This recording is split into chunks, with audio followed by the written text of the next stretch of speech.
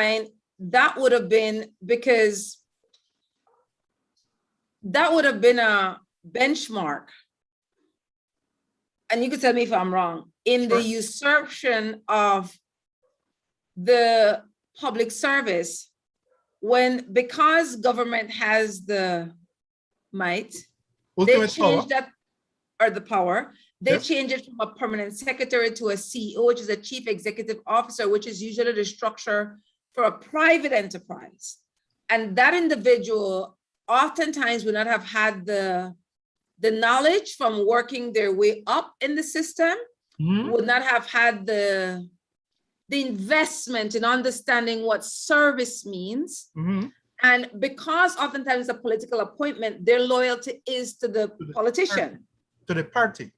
To the party. Thank you for that clarity, to the party. So what I'm asking you is it a fair analysis to say that would have been a benchmark where we can go back to and say, this is where state power usurped the policies, practices of how the public service ought to be managed based on the Constitution?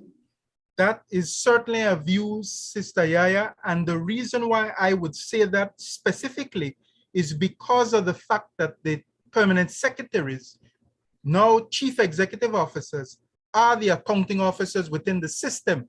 They're the ones who determine how the funds are spent. They are the ones accountable for making sure that those resources are utilized in the best possible way, because they are the accounting officers within the system. So because of the migration from permanent secretaries to CEOs, there had to be some structural adjustments to be able to ensure that the kind of planning and policy prescriptions that are needed to be able to ensure that the public service can function to provide those goods and services to our population did create a deleterious effect from permanent secretary to chief executive officer. Also, some of these chief executive officers that come into the system may not understand how the public service functions to be able to work intra and inter public service to be able to ensure that it can work with all stakeholders to benefit the society. When you look at our demographics, Sister Yaya, it is telling why we have some of the concerns. And speaking to the conversation we had previously with Sister Mortis Jones and some of the conversations we've been having, clearly, there is a gap that needs to be filled to be able to ensure that the goods and services from birth to death, Sister Yaya, from birth to death within the public service, you have to deal with a public officer.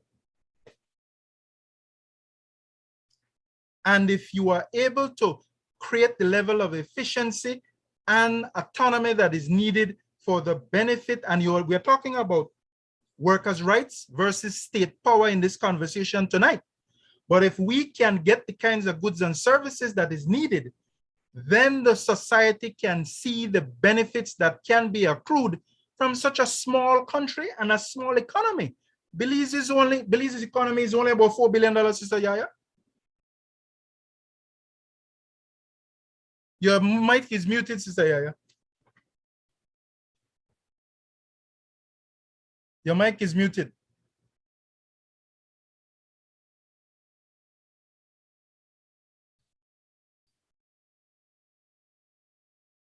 It's coming, it's coming. Yes, there it is.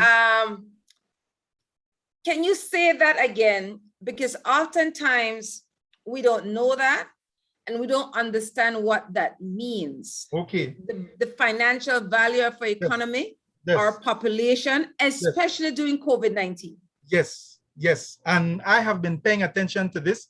And one of the data sets that I shared with you were the demographics of the country from the labor force survey, which is recent, April of 2021. Now, all the goods and services that is produced in this country from January to December is measured, and it's called gross domestic product. All the goods and services that is produced in this country is measured. That measurement tells us what the gross domestic product is for the country. Belize's gross domestic product is between $4 and $5 billion based on the data that is provided.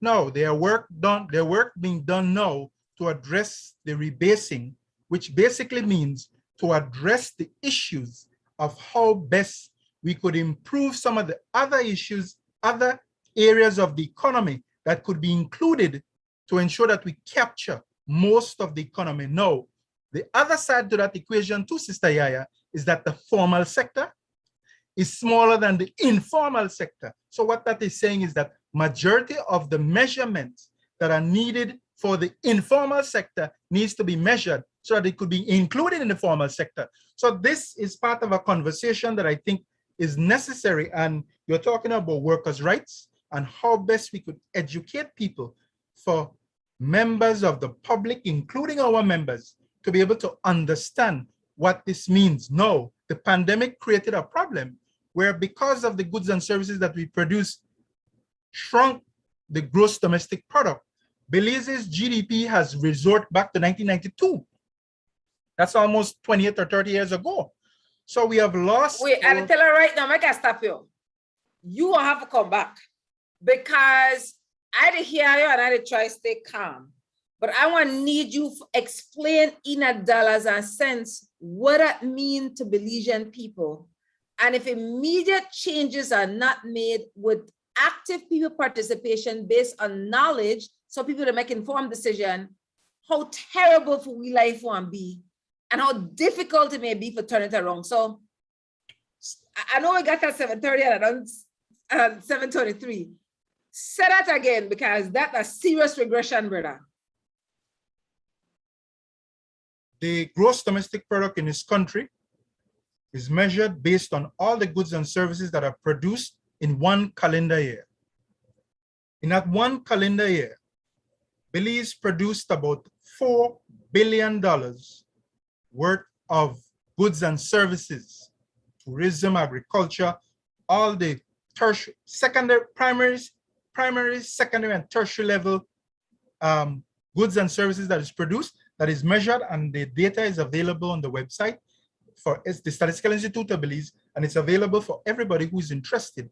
Plus, there is also, if persons are interested, we could always take out a chart and start to look at some of this data to explain to our society how that the economic side of the equation has to be looked at with respect to what the state is doing.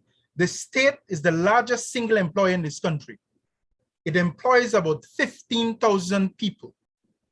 The private sector is bigger than the state sector, but the state sector employs, it's the largest single employer in Belize. No.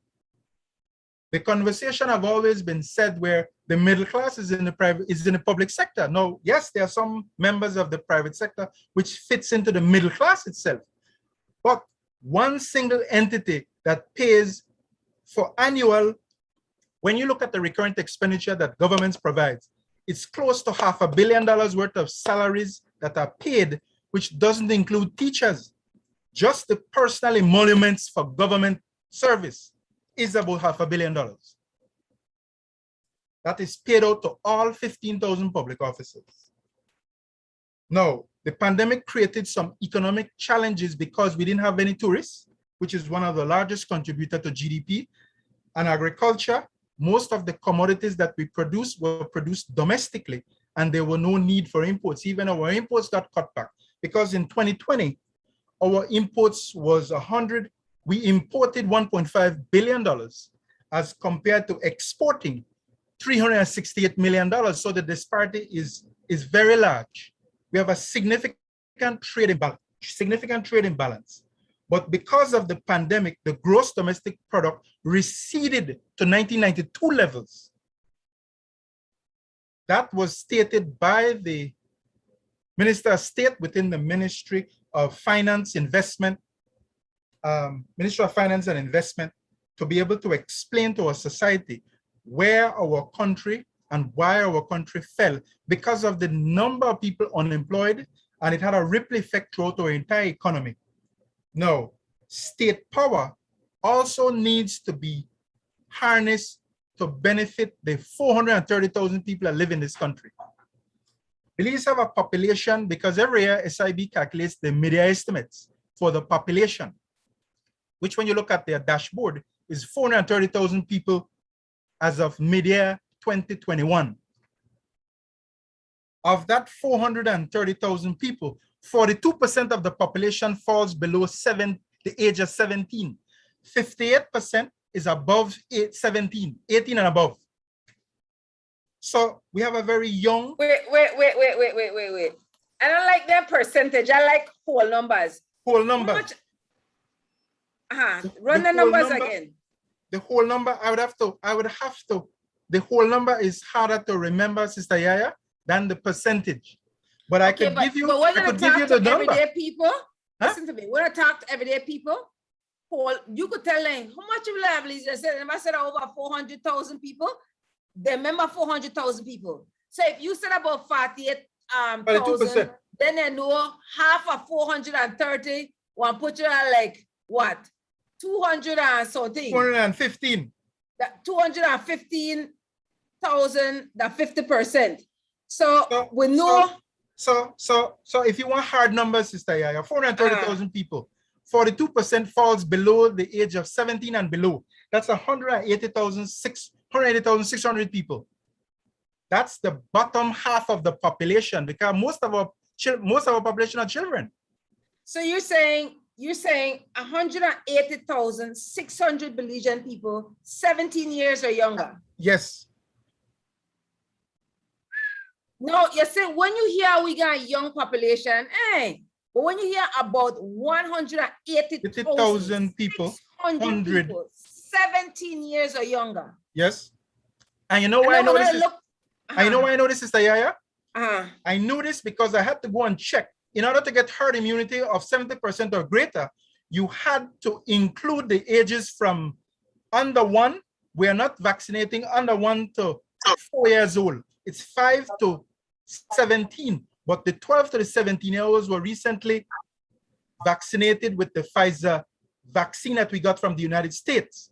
The 5 to the 11-year-olds still haven't been vaccinated because the United States or the FDA haven't approved the vaccine for children at that age. Much less children that are younger. You're the carry down somewhere else. No. But this is still. I just want to know how much of that 180,600 fall between the 5 to 17-year-olds range. I would have to go calculate it, Sister Yaya. All right, I only no did problem. 17 and below. But if you want, I could always get the number for between 5 and 11. But because we already know from 17 and below is 180,000 people. Yes. We could always get the 5 to 11. It's not a problem, and we could publish it for people to know that it's available for people to use the hard number as well as the percentage. Okay, listen, I done 7:30 already. We might have to go. When you're having fun time flies, Sister Yaya. What say? When you're having fun time flies. I'd ask her right now if you're available next week because I don't want to lose momentum. Like this is so absolutely important that we're making sense of the numbers and you to make the correlation in our way that we can relate when you're talking about workers' rights and states. I have on this fun, I know it make nice. Workers' rights. Yeah, we're hearing you perfectly, sir. Workers' rights and state right. Right. Now we already, as I'm about to give the mic to the people, the participants, we already identified 1999-2000 is the first benchmark of when the state usurped the power of government workers when they move from public secretaries to chief executive officers. Right. So we have that point there to a part of that based on what happened Tuesday. You see all the years now for say this is not it's systemic. Right. The usurpation of workers' rights is systemic by the state. But anyways, that's 7:30. The people, the mic, the phone, or go ask Brother Philip anything you want, and I hope Brother Philip available next week. Yes, Brother Philip. Sure. Well, we have Mr. Gibson in the room, and Mr. Gibson was a permanent secretary who came from the system the way it was in the past.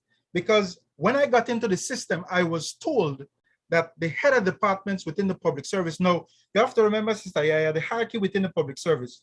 You have the minister, you have the CEO or the permanent secretary. Then you have the heads of department. The heads of department in their respective ministries used to run their warrants, which means that they were the ones who determined in consultation with the permanent secretary. But even some of the structure has been eroded because of where the CEO went, and now the CEO also don't have an obligation to a certain degree to the system, including the fact that they don't have a history of the system itself. So how do you strengthen a system that you come in from the top? You don't understand the bottom in terms of from the bottom up to figure out a way of how best we could improve the system in itself. Mr. Gibson, please do not hesitate to weigh in, because I believe that you can offer some good pointers as it relates to the system as it was, where it is now, and where we would like to go. Sister Yaya, we're in the 21st century, 430,000 people. Ford company employs more people globally than Belize have in its entire population. And they make a profit every year, Sister Yaya. Say that again? The Ford Motor Company hires more people than lives in Belize and makes a profit every year. But that's in one country or in more than one country? The value chain is in about 12 countries. Mr. Gibson, please don't hesitate to jump in.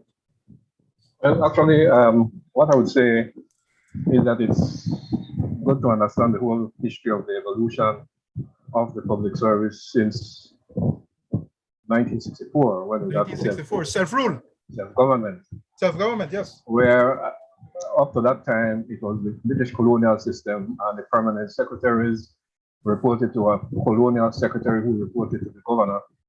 And they were in charge, the permanent secretaries were in charge of these organizations, whether it was health, working with chief technical officers like a director of health service or a chief agricultural officer. These are the chief technical officers, and the permanent secretary was the policy advisor who had the oversight of the implementation of policy, who had a responsibility to advise on policy, or in that particular time was the policymaker who consulted with the colonial secretary and that general direction as well.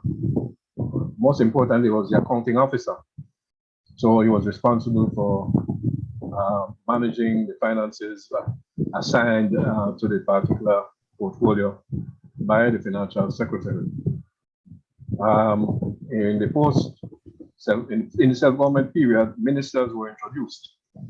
And so, as in the British system where there are ministers and permanent secretaries, Belize evolved into that ministers came in.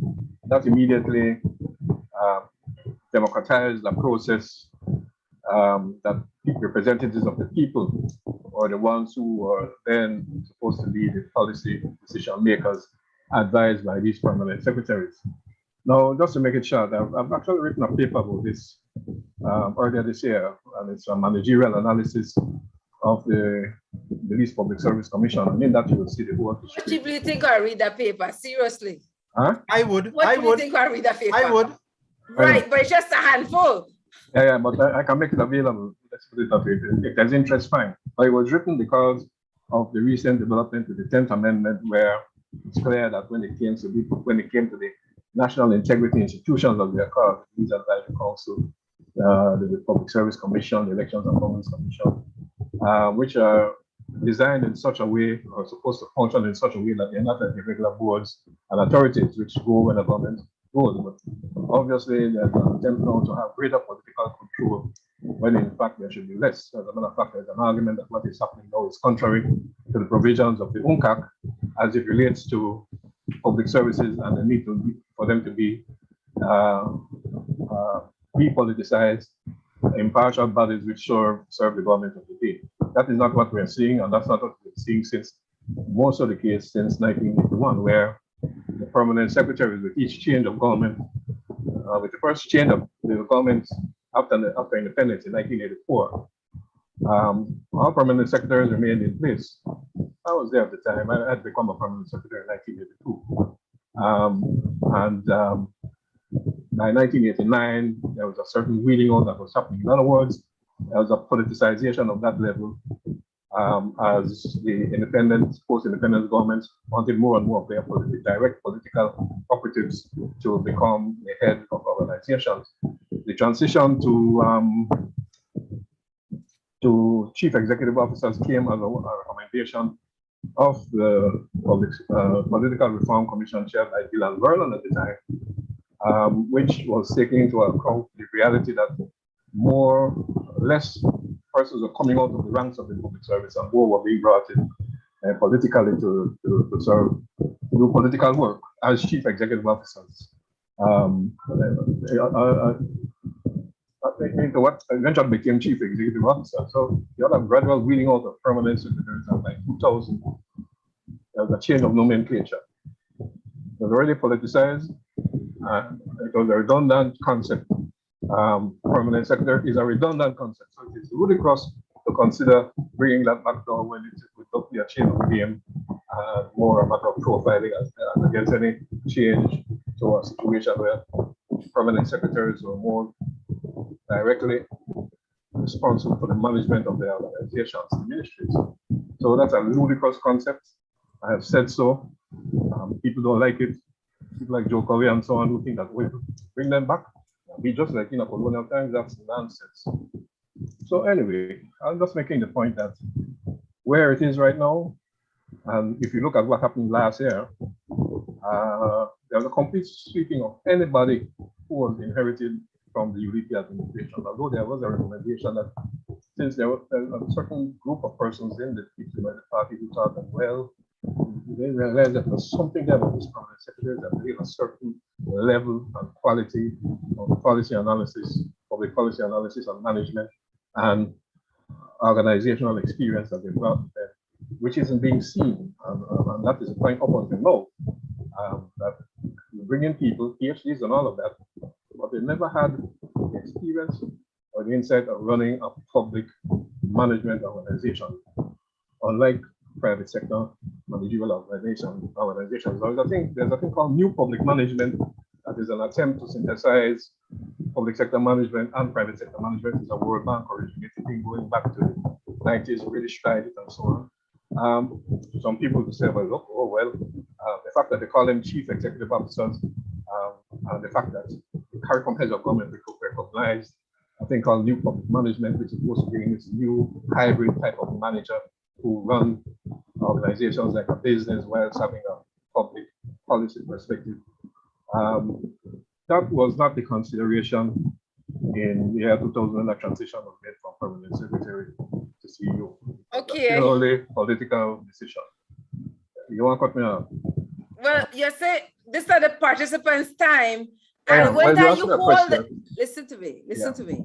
When you hold the mic long, it not allow for other people, even though the information we are to give valuable. Yeah, so I just to say, bear in mind. Let's ask for comments from people or questions because there's a certain continuity to it. Brother, I agree. I know good how to run the show. I'm stepping back and saying. I value your input. I do. I just to ask as participants to be mindful that other people in this segment may want to share as well. Some could not hold the mic as long. That's all I'm saying. Even though what you're saying is valuable. I'm just saying it's open. I mean, okay. Is there anybody else who would like to participate? I see our brother Hubert Enriquez is here. I see a young sister who is in management at a private business here. Anybody else would like to say something?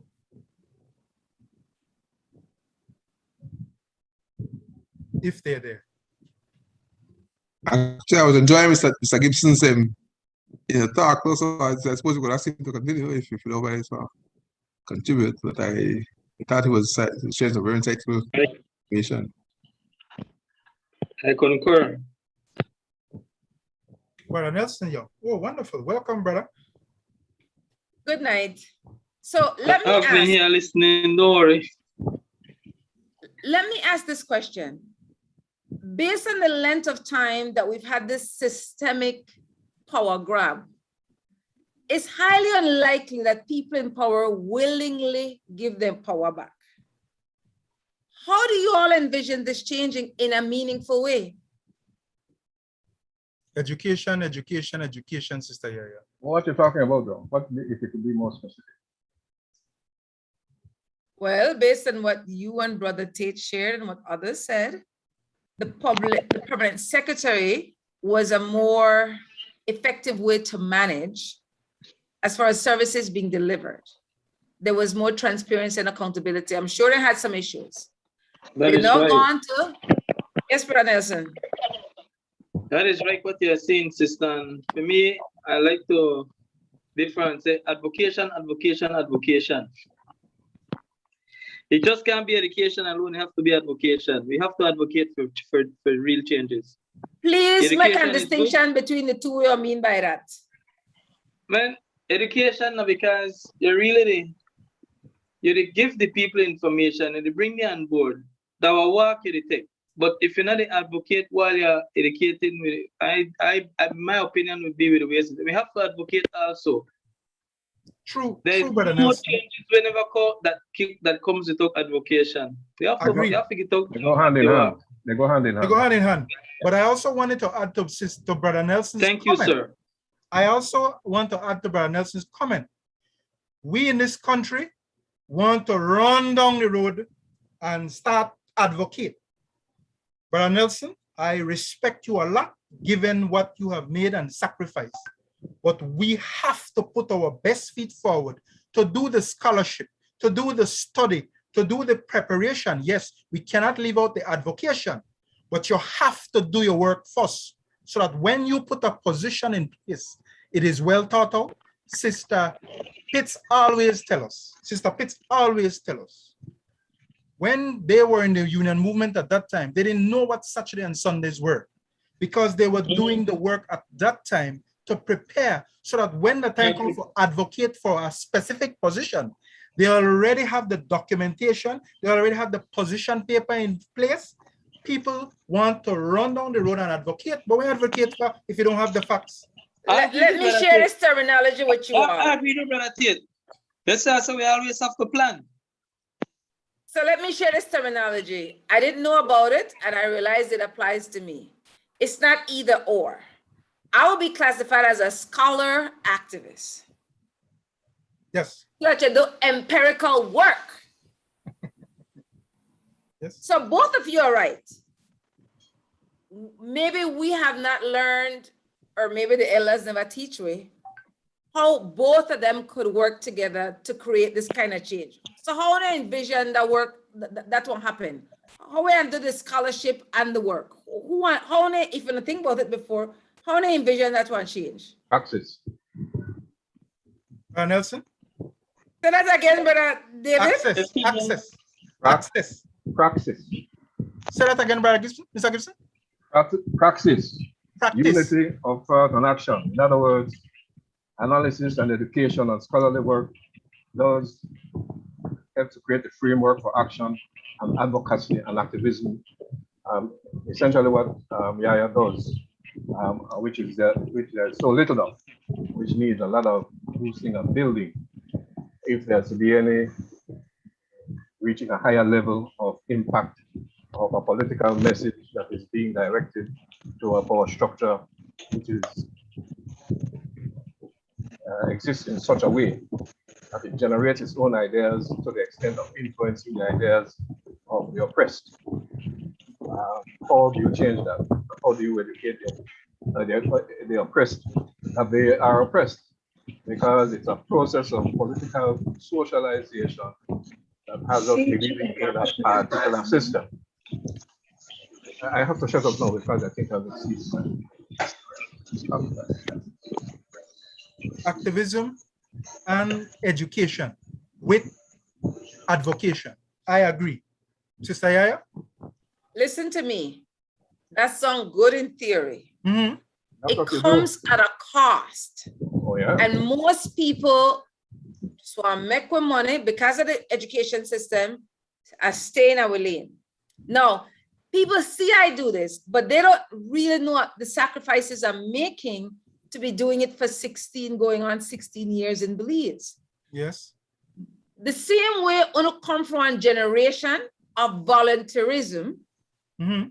which we have lost, to come up with a solution, Brother Hubert, and the way to your chime in, is to look back and see, do an analysis of how did we lose that culture of volunteerism? Because that's a big part of scholar activism.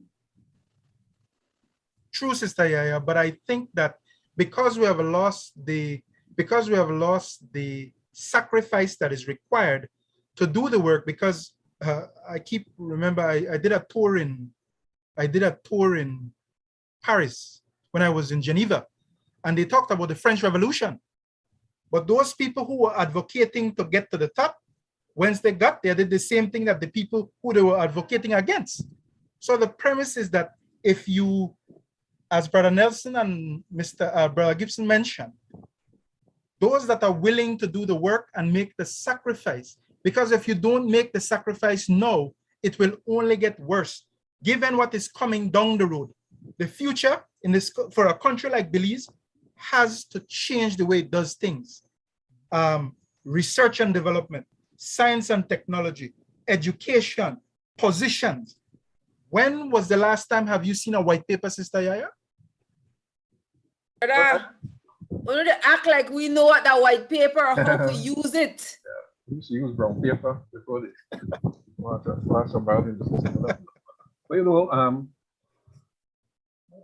what you're talking about, because it's a matter of what is the focus? Why are we doing this? Why are we here right now? Are we trying to shape up something which is really looking at a system which has systematically eroded the strength and power of the union? And that's the last action that happened in that direction that split the General Workers Development Union, and you had the emergence of the PWU and the BWCU, and that was a fragmentation effort that was very successful.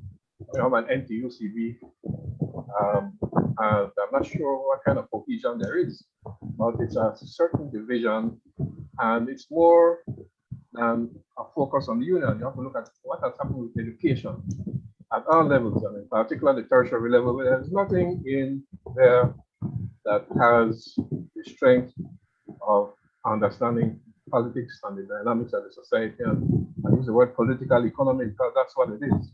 The relationship between who rules the society controls the state. The union, as a result, the focus for me, and that's why I think this is a very important dialogue that is happening on a weekly basis. It's helping to focus the leaders of the union on the political objectives that are necessary to change the situation, this equilibrium. In other words, capitalist class and workers are two different classes.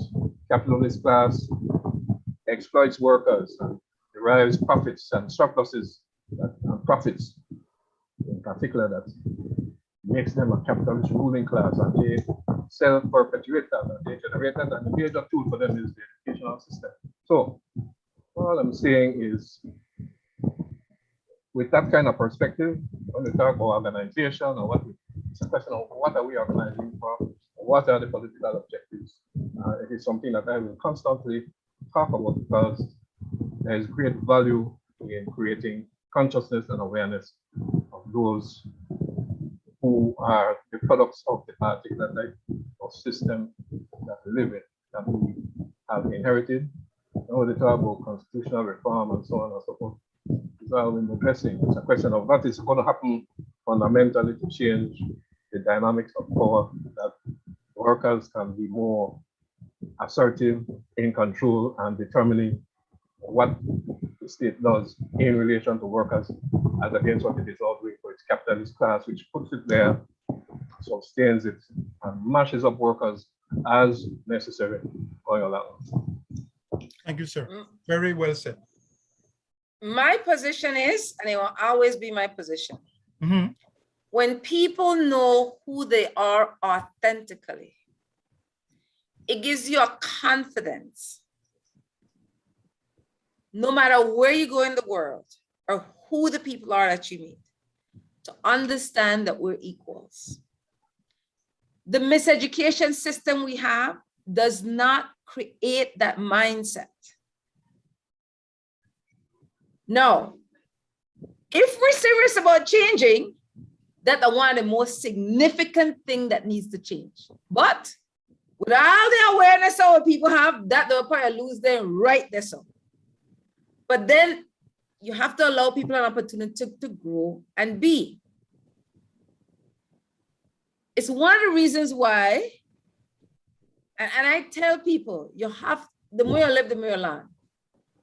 True. It took me a while to be the woman I am today. Mm-hmm. I've traveled anywhere in the world I go. I meet people as equals. I don't care who you. So you have people who are degreed, who are titled and are not confident in themselves. And especially because of the patriarchy that's built in the system. Listen to me. Before I even come, my energy to come. So you know how to come before I show. And when I show up, look like how I look, you could think whatever you want to think. But when you open your mouth, you won't get a sense. And I don't care what their station in your life. There are very few people like that. That's the difference between conscious people. And we're grounded in a spiritual value system. So you have people who are degreed, and you know, they said a gal or a boy, that, what do they say? Like, whether that Belizean play big time, or when you go to foreign, you're humble, you see some people, how they look. Can't formulate one question. Not that they know outside reading, not participate in no debate for a regular. So, and these are the people who are leading us. So I'm saying even people in leadership, and it's pitiful. I don't care how much knowledge you have. If you don't have the confidence to understand, I come to people as an equal. No self-doubt. Oh, how can I change what I have? Look how much leadership we got through. Make a hair on what I got to say about that. I agree, Sister Yaya. But part of the issue is, how do we find solutions? Start a book club. Work with the schools. Yes, it's expensive, and yes, you don't get any gratification for it. And then you still turn around, they're still turn around, and you will still get people turn around and criticize you for what it is that you're doing. But if you understand the bigger picture, because leadership comes when I am in the seat now, and then I humble myself to be able to see how best I could contribute to help other people. If you do these things to the least of me, you do them unto me. That not exists anymore. I'm not my brother's keeper. Come back to the workers' organization and the union. Recently, we had Ms. Tricia Perez talking about her training at the Cipriani Institute. Now, the Cipriani Institute is like avant-garde labor education organization in the Caribbean right now. It's a question of wanting to replicate that so many times. You should have 10 persons going there, because when you look at their program, they are creating an awareness. It's for workers' education, and they're creating an awareness of how you need to look at industrial relations, as I want to call it. But it's really looking at how workers exist in a system, a neoliberal system, capitalist system, where it is accepted as almost like the 10 commandments that there must be capitalists and there must be workers, and capitalists have a right and entitlement to surpluses. Capitalists in America right now are saying, no, we're not going to subject ourselves to any tax increases and so on, and they're winning the war. So it's talking essentially about the system of capitalism itself, which in America, you'll see the literature that's coming out right now, they're talking about racial capitalism, because you look at social structure, who is at the bottom, who has continues to be there even after the end of enslavement. I think I used that term properly. So basically what I'm saying, it is, how do you accelerate, magnify, or speed up this process of preparation of the organization to impact on workers and to broaden the base of education to reach even the workers who are heard described as unqualified. That certain person was on there, I think they were unqualified. In other words, they don't have education. as long as you're working and producing a surplus, you're not educated enough to become another. How can you not be educated enough to become members of a workers' organization? Maybe, given the conditions that exist, you can't join a union because then the children can tell you, we not deal with union. So you have to find another way to educate and empower these workers and turn them into a political force. Ultimately, it's got to be a political force. There's any within the system, if you can get some changes. That is how it has happened in other societies where, when the world was ready for revolution and everybody was saying, well, it's going to come as forecasted by Marx. It never happened because the capitalists realized that, look, you know, start to Lego something, create a welfare state and so on, it's going to explode. Well, here we are where we have a mixed economy. It's a welfare state. The tax base is weak, so you can't provide all the services. You have a weak capitalist class. As a matter of fact, I don't think a genuine capitalist class. They are essentially parasitic. But they are living off the surplus generated by workers. They can't even agree on an occupational safety and health arrangement for workers. These are things that will bite into their pocket. All I'm saying is that intensify the education of workers, whether they're unionized or not. And what is happening to the NTUCP needs to be multiplied. More Cipriani brands. Is it online? You have to go to Trinidad to that program. Why it can't happen there? It's not the only source of workers' education. And intensification is necessary. I don't know what people thinks about it, but I think that would be one of the things that seems to be very much advocating for as well. Pure. Yeah, certainly, Brad Gibson, I do believe that that is the direction we need to take, you know, to get workers very much in tune with what, where we have to go, because left on its own and left to the government, it will never happen. It is a consciousness that we need to develop within ourselves to be able to move forward. And I've lived long enough to know that, in fact, all over the world, people are going to continue to take advantage of you if you don't look after yourself. And so we have to develop our own systems to do that. I was hoping at some point we'll have to also discuss the,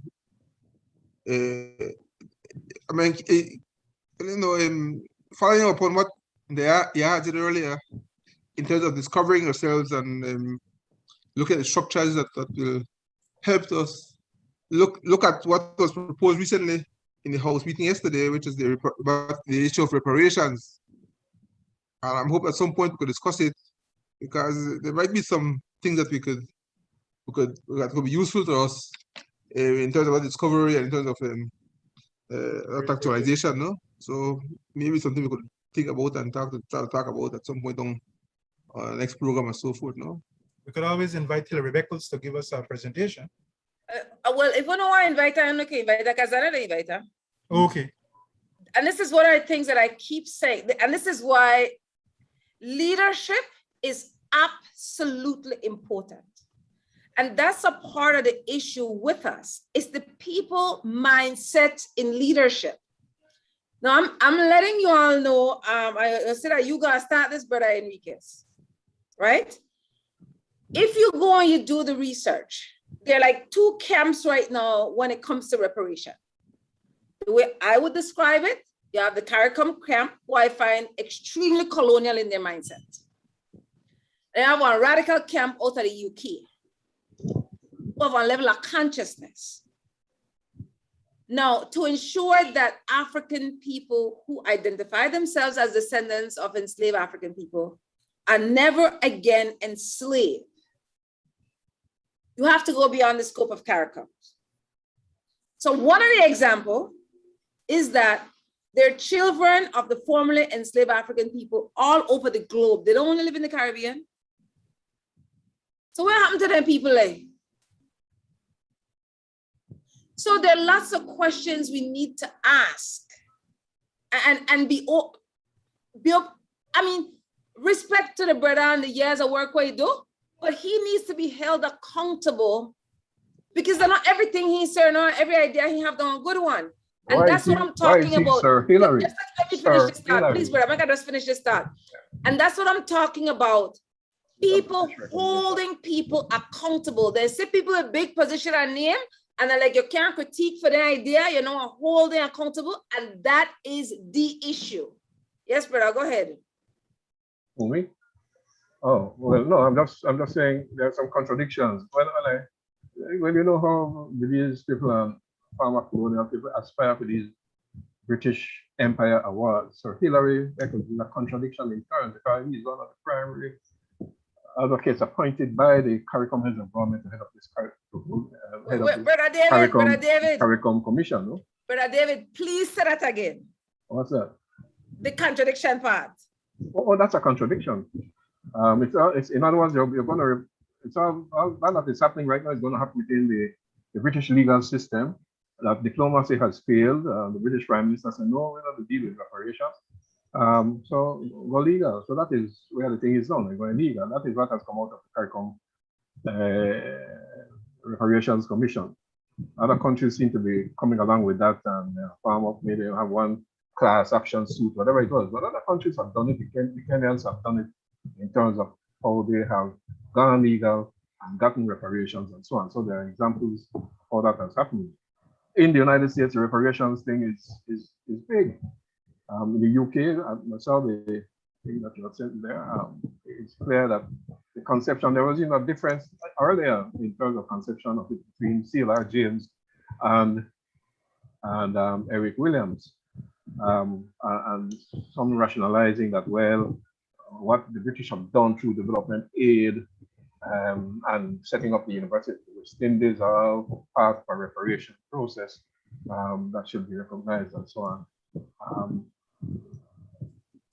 That kind of argument is neither here or there. It's a question of how do you deal with the continuing effects of that system of enslavement and colonialism, which we still continue to manifest in terms of how we are governed, the parliament, a system based on parliamentary democracy and so on, which values British awards over national awards.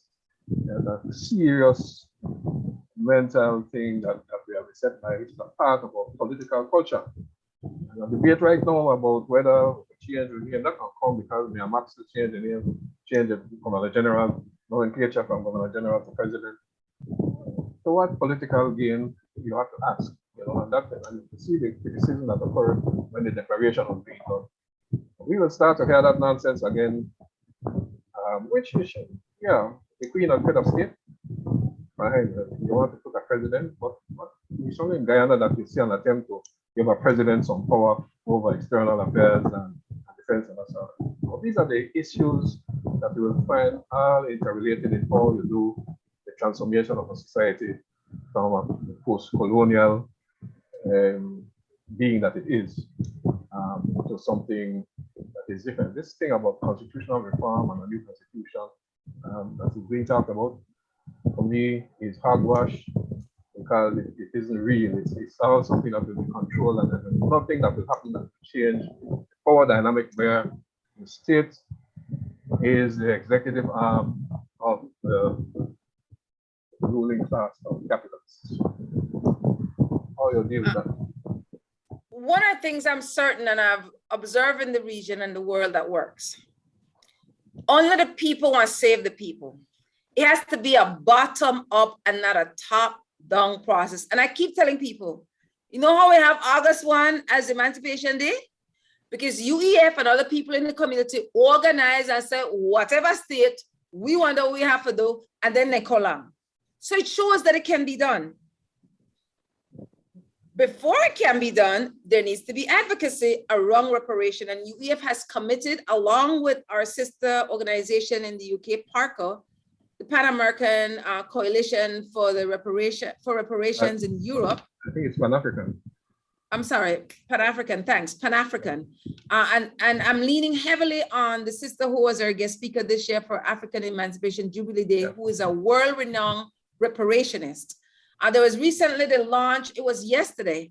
I don't even know what you mean, and I don't know if I sent it to you, brother maybe I should have sent it to you. If I didn't, it was an oversight on my part. I missed it because of the time frame yesterday. But yesterday they had the official launch of the historic Pan-African, this is what it said, just to make you get a sense of the whole power there right now, right? It said, be part of global Black history, making today quickly register to globally participate. The historic Pan-African reparations door opening into the British Houses of Parliament in London. There are several speakers. Here, who do you think that is speaker number one? I guess from Emancipation Day. Actually, it was Sir Hilary Beckles. Oh, okay. He was speaker number one, Okay. and Esther Stanford Horsey was number two. Okay. Understandable with the system we have, but I'm saying us make alliances and solidarity is important. So because Parker has been having training sessions, they're willing to participate with UEF to have training sessions around reparations. Before we can ask people to do anything, we need to ensure they understand the processes. Now, any other organization wants to represent African people who are the children of the former, they could do the same thing what UEF to do. The networking is important. I've seen it happen with the Black Lives Matter movement, where the tremendous amount of networking that's has given it a certain cohesion. But you know, one of the critique about the movement is a number of their leaders have been co-opted. Inevitably, some of them were co-opted from the start. But the thing is that you have to know, it's like how you see certain people. You do your own assessment of how much you can relate to them in terms of the agenda, and where the agenda isn't coming together, then you cut your own picado. They continue doing what they're doing at their level. And as long as they're not counterproductive, they continue doing them. But if they are counterproductive, then you have to deal with them. That's the dynamic of every day, how you have to be analyzing as they go along. As Gani said, all skin teeth laugh. Skin teeth will be dangerous.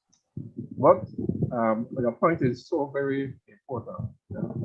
I've seen it. It's a history of movements. I mean, in the 60s with Malcolm X and Martin Luther King and the student nonviolent councils and so on, where one was Gandhist, the next one I said, seize the time, revolution, gun against gun, Black Panthers, Angela Davis, with a dynamic that's coming from a Black Marxist position and so on, which understood the value of revolution and how there are levels of it. And you have this element and Hasler perspective as to how to try to get it along. That's the kind of dynamic I think we need to see. I see the UEF as kind of fundamental to that. The only entity that has that kind of revolutionary perspective needs to be nurtured, needs strength. Our virtually a one person enterprise. I know you're putting a lot, but you have supporters and you have people who want to work with you. I think this quorum is a dynamic one to get that going. Shouldn't end, but we need to get more focused as we go along. And at some point in time, we've got to be very careful in terms of how it selects who does what, but at the same time broadening the participation. We have to, as leaders, it's okay to disagree. Disagreeing is healthy because with culture act like we are not to disagree. And that you have people who could tell you, listen, sister, you're wrong. Real talk, you're wrong. And that is okay. It's in all of our best interests, genuinely. And so I tell people, see me, but trust me, the ancestors, they need me all the time. Trust me, the ancestors, they need me. But it is tiring. And I'm doing things differently. I'm extremely selective. I don't have no point telling somebody, no, I don't want to work with you. I don't got no problem saying that. And we need more people to do that. If people not come to the table with credibility and documented proof that you have led people successfully, then this is not trial and error time. So you need to come to the table as an independent person with what you have to offer. I mean, if you're looking for leadership position is what I'm saying. And a big friend, So I'm here to do the work that I have to do, but I could not have done it if there weren't people before me, if there aren't people who still support me. And I always give thanks to the ancestors and the people who had the vision for UBAD. They made errors. We're here to learn from them. And collectively, we will win. I know we start off late, so, but Tate being the good, keeping track of time and watch how things flow, it done caution me already. So before we go, we're locked off in at 3 minutes. Anybody have any final thoughts? And I really value everyone's input and participation tonight for sure. You had mentioned about reading Brother Philip Tate. I just want you to know a part of this organizing too is the Belizeans in the diaspora. And there's currently a sister that UEF has partnered with. But everything we do, we talk about, you feel me? And I'm being very specific. I only want books written by Black people for Black people that are positive. So we talk from your child in your womb till at the look past standard 6, right? And so we're going into communities. Bottom line is I want to tell you, brother, I hear you, and UF is doing it. There are other people who may be doing it, we just don't know. But definitely reading is absolutely fundamental. I agree, Sister Yaya. And we keep trying to see how best we could contribute to the change we would like to see. And those changes will only come if we put our collective effort together to the best of our ability to make some of the changes that we need. Belize is very small, 8,067 square miles. We have a small population, very young. We have a lot of resources, but unfortunately, the resources aren't used for the benefit of the majority of the population. And we have to figure out a way of how best we could transform, advocate, as Brother Nelson has said, and to be able to understand some of these issues. Because if you think the complexity of the conversation as it relates to reparatory justice, including the fact that there was a motion for the Palestinian-Israeli conflict as well in the Senate today, all of these things require us to truly understand where it is we as a people are, how it is that we could contribute to what was it saying? Injustice everywhere is injustice, or injustice is, there was a saying which says, once you have injustice, there is injustice anywhere is injustice everywhere. Everywhere, exactly. That's my take, Sister Yaya. Thanks very much. That's a good take. Good take, Brother Tate. Yeah, this was absolutely marvelous. Sister Muslim on vacation, so she know it. And I said vacation well earned, and I take vacation enough. So respect to her not being with us tonight. I really want to say thanks to everyone who joined us. I look forward to these conversations on Thursday nights. Brother Tate, make I know when you could come back. If you could come back next week, next week. Because sometimes the conversations need to continue. Sure. And workers' rights versus state power, they're not just our conversation. Agreed. So next week I'll have more data that I share with you ahead of time. And Brother Dean should be with us next week as well. So good night, everyone. Thanks for joining us. Have a good night. Thanks, thanks everybody for participating. All the best. Yeah, good night all too, yeah. Thanks a million. Everybody stay safe. Follow the protocol. Nice talk with you, Sir Gibson. Yeah, my brother. Which Nelson are you? Nelson Young. All right. Nelson Young. One from BTL. From BTL. Family of BTL. Yes, family of BTL. Yeah, that's another organization where you don't really get grass up. But anyway. Nelson. Thanks, guys. All right. Good night. All right.